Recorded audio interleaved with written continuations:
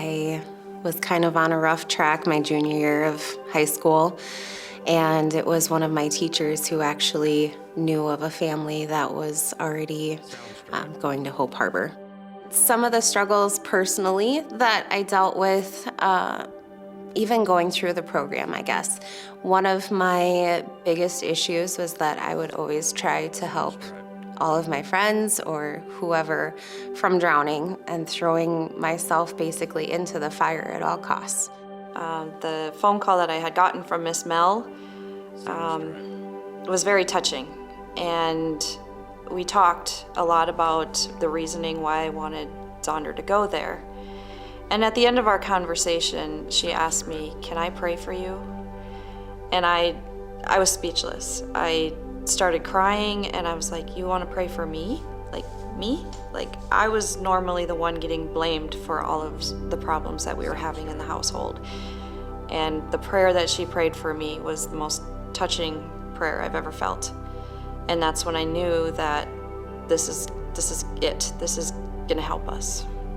It was my junior year of high school. I think it was the summer, but I had attempted suicide, and so my parents, they were just so heartbroken, obviously, and just torn on like, what do we do? Like, how we can't help her. So I ended up going to Avera Behavioral in Sioux Falls, and while I was there, there was a girl there who was leaving to go to Hope Harbor.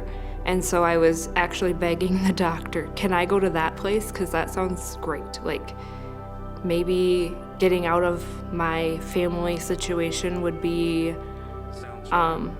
ideal. Like a place you can live and go to school and not have to deal with the drama of life at the time just sounded ideal to me. So I ended up going into foster care for a week, and my dad worked really hard to figure out how to get me to be able to go. One thing I really used to struggle with is my anger and feeling worthless, like a mistake, like I wasn't supposed to be here. And Hope Harbor really taught me that I'm a child of God and I am not a mistake. I'm fearfully and wonderfully made.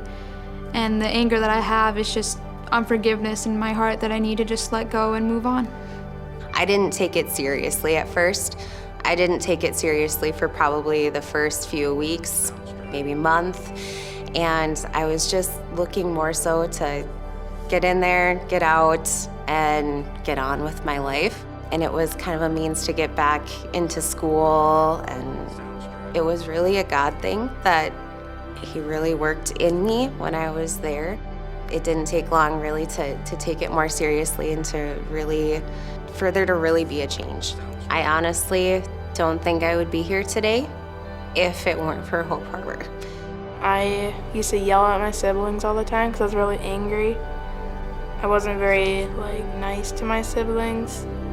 But after Hope Harbor, I treated them well and was a big sister to them like others should be. So looking back at my time there, it was scary at first, but it was also the most refreshing and rewarding and life-changing experience I've ever had in my entire life. And just the love that I had felt there and through the staff and even the other girls was just something I had never felt before. It was 6 years later where my dad went through a super rocky time and ended up getting divorced and had a bunch of stuff happen. And that was the first time in probably 10 years that I had an actual conversation with my dad. And since then, our relationship has been back to what it should have been.